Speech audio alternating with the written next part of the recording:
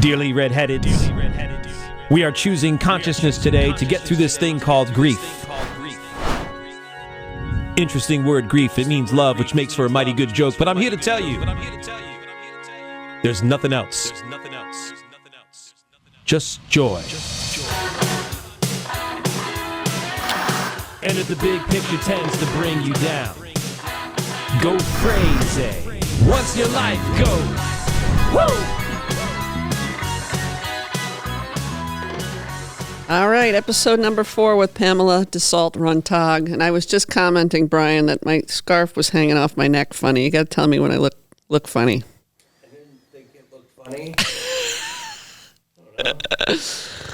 Anyway, I'm wearing a scarf today that was my mother's scarf. So we were just talking about that. Yeah. And you know what? I have to tell you that I have a thing on my phone where different pictures pop up. I just let it happen randomly, and a picture of my mom popped up. So here we are. Oh, they're I don't know. My mother's drinking a White Russian and probably listening. I'm Dreaming of a White Russian was our favorite Christmas song. She came up on my feed. I think it was 3 years ago. I put her in front. My mother's joke used to be that she was working in an over 90s strip club, but they fired her because it took her too long to undress. So you had to know my mother, man. You had to know my mother. So I took her to a strip club, put her in front of it, took a picture, sent it out to my clients, and said, "May all your fantasies come true." Yeah, that's what you get. I love it. When you have a financial relationship with me. Anyway, there's people that, there's one of my clients that are Jewish, and they're like, "It's still on the fridge. It's still on the fridge." Anyway, so yeah, and my mom and dad are with me. I didn't realize how much my dad was with me. Well, I always suspected it, but I didn't know how much my dad was with me until I had my dissociative episode and my rage incident. My father was a part of that. He also left me because my mother was joining his. They were soulmates, so they were. I have a suspicion where their souls are concerned that I don't necessarily want to get into here, but I have such a neat connection with both of them as a result of knowing losing her after I lost him when I was 12. So I knew what the feeling was to have, when somebody leaves their body, but still they're very much with you. Mm-hmm. So some days I think maybe that grief is going to kick me in the teeth, and other days I'm like, yeah, I don't think so. Because it just was time, and it was so beautiful. So beautiful, Anyway, what I was saying to you, yes, I was a daddy's girl, and I was a mama's girl, so thank God for both of them with everything else that was going on, because, it was the one tether I needed to get through everything else. Oh, yeah. And my father would have fucking killed my ex-husband. I know that. I know that in my soul. Yep. Yep. Anyway. Maybe that's why he died. He knew he was going to end up in jail. Oh, no. All right. I'll do it. Give me cancer. Fuck it. Anyway. Wow. Didn't expect to go there. So yes. So fairly recently, since I've known you, I was having a dip, and when my sadness dips come, it inevitably means an insight is coming, like pay attention, right? Mm-hmm. So I woke up and I was guided to Dr. Ruth Lanius, Lanius, and Dr. Frank Corrigan. And ironically, a couple days later, they were doing a 3-hour seminar sponsored by the NICABM. I guess that's continuing education for psychologists and the like. They were doing a 3-hour seminar on deep brain reorienting, which is the premier research on, and now this is my opinion, so ask me questions. I don't have my notes in front of me, and this is my best recollection, but it's the premier recovery work for C-PTSD and dissociation. Ruth refers to it as PTSD. Frank refers to it as C-PTSD. I make that distinction because C-PTSD falls under PTSD, but the complex additive, if you will, is important because it just means ongoing.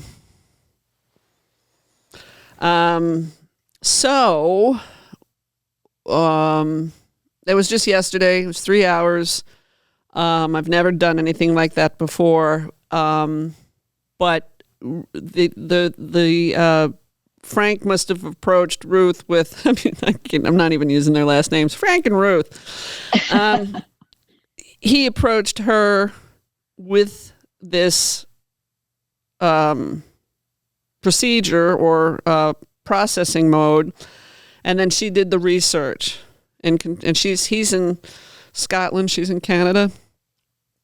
So she did, I don't know how long the testing went on for, but she had a group of like 60 people stricken with PTSD and dissociation, and they gave them each 8 sessions of this reorienting. And without my notes, I'm sort of dead in the water, but the thing of it is it's the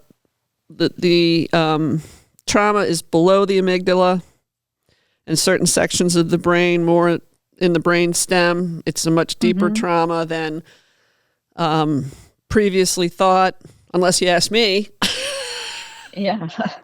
Who was like, oh no, this is deep. Yeah. 'Cause it almost feels spinal to me. It almost feels like, so, it hit me where it hit me because it was so healing for me was in the gut. But they used an example, and when let's say when I was raged at when I was a toddler, my brain was in shock.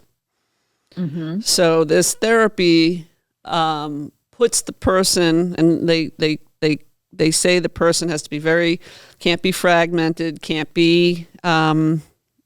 not know how to ground. It doesn't always work for certain conditions that I won't get into. You can probably imagine. So you have to have some sort of, Dr. Ruth said, it's for people who have plateaued in their healing, but done healing work.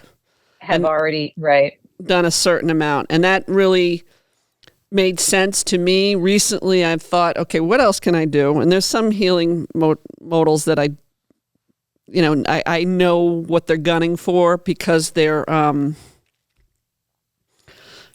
this word she used, and I'm not going to be able to come with it. It's almost like most healing are post, and this healing is pre, because it addresses before the impact of that shock affects the brain.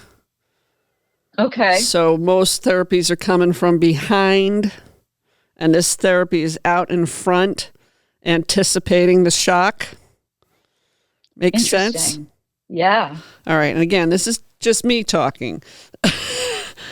So all of a sudden, I was like, I'm kind of plateaued on the CPTSD front, and I call it CPTSI, injury, not disorder, but I acquiesce to disorder because that's what everybody else says, and who am I?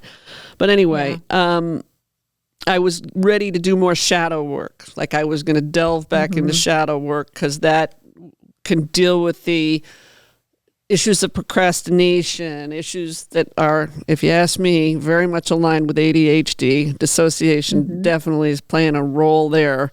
So I was going to like give myself the shot in the arm with some more shadow work. And then I was like, no, I need this DBR to get out in front of what's still happening in my brain. And whether I do it or not will depend on, well, I don't want to go there. But yeah, so they say it takes 3 sessions for the brain to get accustomed to what's being asked. They used, Frank interviewed,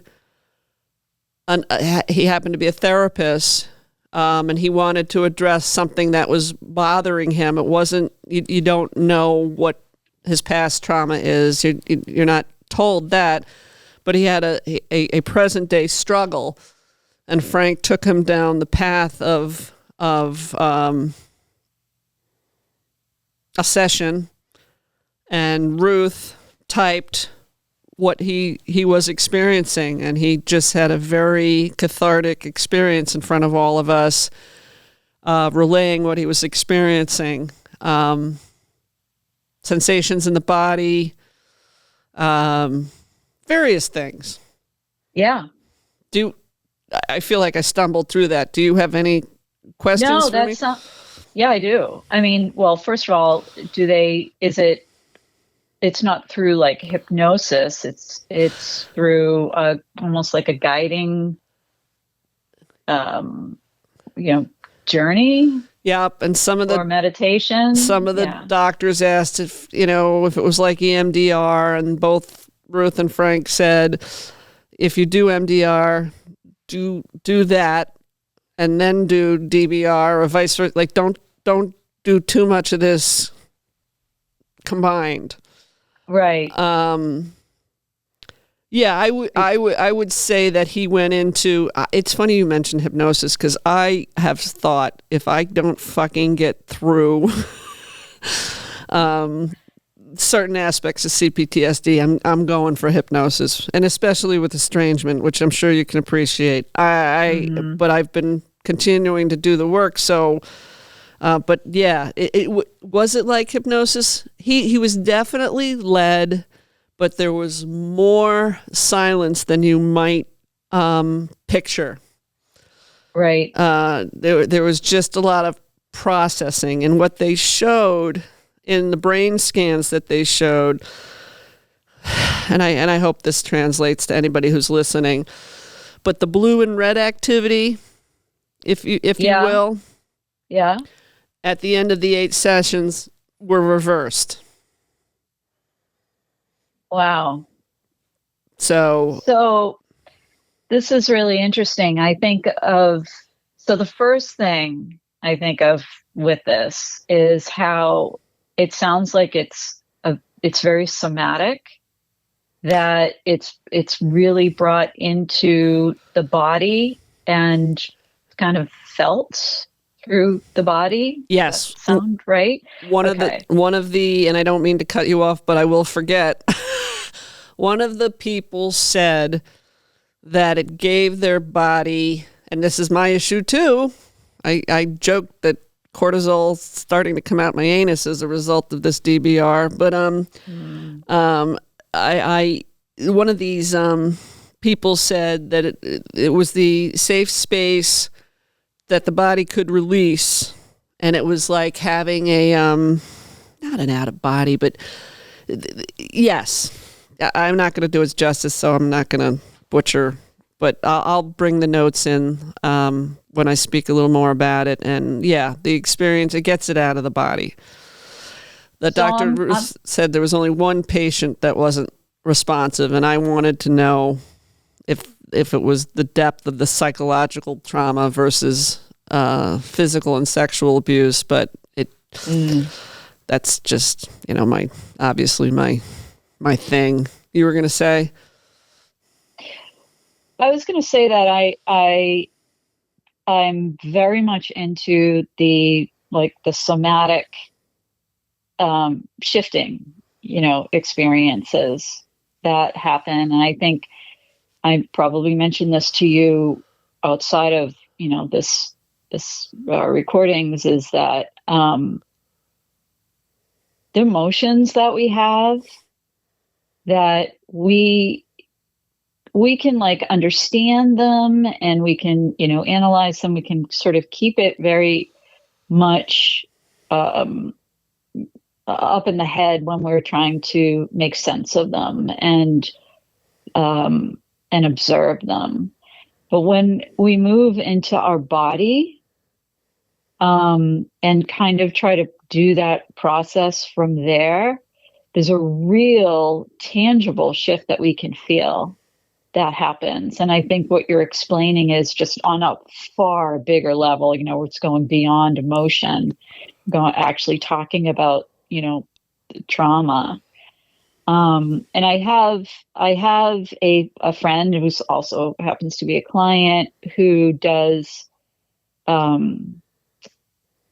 my God, I just blanked. I'll come back to it. Does another type of therapy work that helps with trauma as well. And we've had discussions about it and how, things happen in the body. And at one time, I was actually teaching other people how to do a form of energy healing that was very body centered, because I came from massage therapy, got into spiritual, energetic work, and I'm kind of both, right? I'm still a mix of both. And I started realizing that the more that we focus on a particular organ in our body, things start to happen and start to shift. And one of those was the medulla oblongata, the brain stem, and then how our nervous system can begin to, shift and change just by like focusing on it in meditation. And I know that there's been a lot of studies about, what happens to our brain in meditation, but also when we do real somatic mindfulness work, how the ruminating part of the brain begins to quiet. And you're talking about like the red and the blue switching. Mm-hmm. That's how I relate that to, is like our left brain and our right brain, and the left being the or the right, I just forgot which one, the ruminating part of the brain, and kind of that switching over. Yeah, I think this is going to be great therapy for ruminators. And I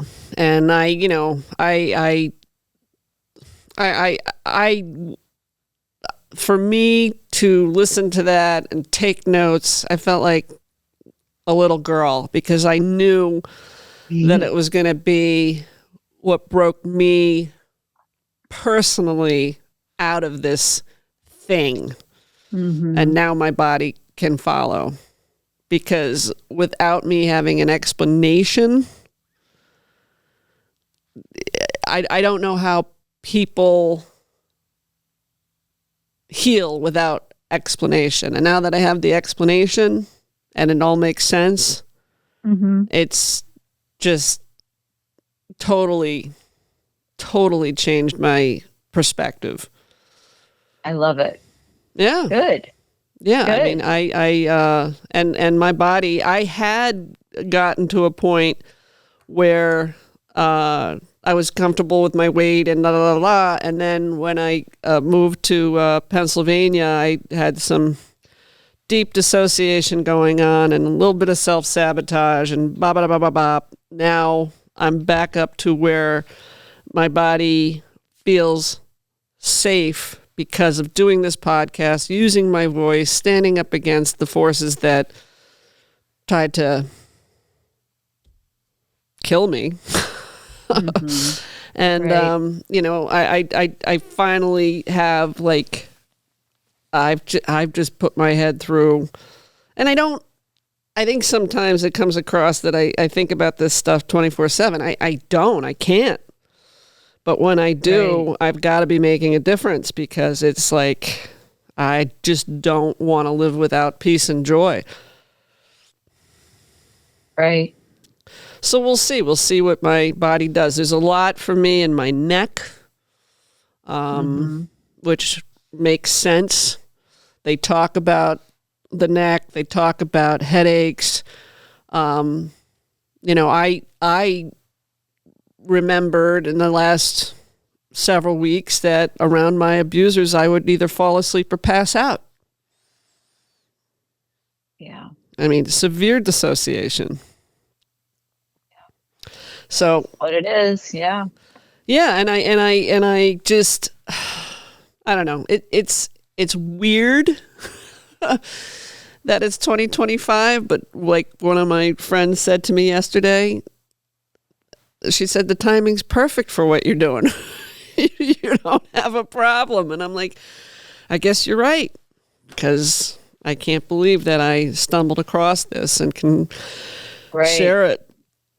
And Right. it's going to become important with the multi-generational trauma. And you know, Uh-huh. most of the people that have PTSD don't know they have it. Right. So Right. That's so true. you And know, there's so many variations. Yeah. I mean, the list goes on. I remembered what the what you're other going to say? process Yeah. was, and it was brain spotting. Oh, Yeah. not So, familiar. yeah. Havening was something that's come up for me twice, and I don't know. I've just sort of been waiting. I think I've done enough therapy to, it's a funny thing. It's a funny thing. When you have certain behaviors and you know yourself and you're self-aware, you know what it is. It's just like, how do you make it different? And that to me was that deeper of acknowledgement of the injury. Right. You know, now I can do Right. something about it, because it's, the analogy in my head was like, therapy is all the PT in the world, but if you don't fix the break, what does the PT matter? You know what I mean? Physical therapy, Right. if your leg is broken, you got to set the bone and then do the PT. And we just That's don't right. set the bones enough for people, and they talked about it, getting to the root. Yeah. And I That's don't a think, big thing. huh? That's a big thing. You got to get to the root of it. And I think, having a lot of self-compassion and self-love helps to be more patient and also enduring, during that process. But I think, and I'm going to shift gears a little bit. I don't know if we have time in the segment, but I think that one. I'm sorry, Brian was saying we have a few more minutes. What were you saying? I think that, and this is where I kind of come in with my maybe coaching or consulting, is that we really need to we don't need to know exactly what it is, but we need to have an idea of who we are becoming in our various processes, right? Our healing. Who are we becoming? Yeah, we know we're becoming strong. We know we're becoming resilient. That's great. We know that we're becoming whole, whatever that means to each individual person. But what else? And I think that having some, like, but I just want to reflect back that, hearing you talk about what you're learning, and I know that it's for your healing, and that's obviously important. But there was a level of passion coming out of it when you were just describing it, in that you really like to learn all these new things. And that's something, right? That's something really positive in who you're becoming. Yeah, I tease that I would have gone into neurology. But I also really do love finance. It's funny. Finance has been, it's so interesting because it was a profession, is a profession where it's mostly men, where I have had a lot of respect. You know what I mean? Mm. So when I've had these brushes with, how do I want to say this without, how do I say this without sounding like a fucking asshole? When I've had these brushes, like with my mental health, where there's more women involved. Yeah. And I just want to punch them in the throat. You know, like how can you do this to other women? Like how can you do this? You know, I've just, in other arenas where women have so little power. I mean, so little power. It's like, how did I come through what I've come through? And I'm like, oh, because I'm in finance. Because of where, yeah. I can negotiate that world. So all the worlds that are, you know, education. I finally said, was writing jokes about therapists, which, do you remember the bit, are you an SNL fan? Yes. You remember when they used to play Jeopardy? Yes. And Sean Connery, I don't remember who played Sean, Daryl Hammond? Yeah. Played Sean Connery, and one of the topics was therapists, and he said the rapists. Right, I do. And I'm like, I put that on my page. I'm like, fucking rapists, these therapists, fuck them. And I was like, you know, never have I felt so much passion to make fun of a group. It used to be female elementary school teachers, and I meant the female. Like I am an equal opportunity. I'm a sexist feminist, is what I could say. And I just, you know, I said to a friend of mine, I'm like, women really, I mean, outside of finance, women really don't have a ton of power. I was reading from my incident, the police reports and the mental health agency that was called to my house. And you read it and it's like, oh my God, how do these people get away with saying these things? Do you know what I mean? Yeah, I do know what you mean. It's like, okay, you know, there's the woman that runs One Woman's Battle. She deals with dealing for men and women, dealing in court systems with judges and attorneys and child custody issues. I mean, her posts are unbelievable because she does bring the humor into it. Her initials are TS. I think it's Tina. I don't know, but she brings in the humor. You know, there was a story of a woman that gave up recently, took her life, you know, versus deal with the courts and the system and da-da-da-da. And that, I think we all know that suicide for both genders is on the rise, whatever. But, right. But I was just like, wow, you know, thank God I've had a little bit of, you know, I know what it's like to be in a man's world and be respected in it, because it's just, yeah, whatever. I'd like to hear more about that a little bit as we maybe move on. Yeah. All right, well, we'll stop and we'll go to 5. And where do you want to start? Because now sometimes you know, my brain gets ahead of itself. Thank you for listening and supporting Natural Born Redhead. If you follow the bouncing balls, please like and subscribe. If you know someone interested in sparing others grief and inciting joy, message me on Facebook or reach out via my website, Natural Born Redhead. J-Ma.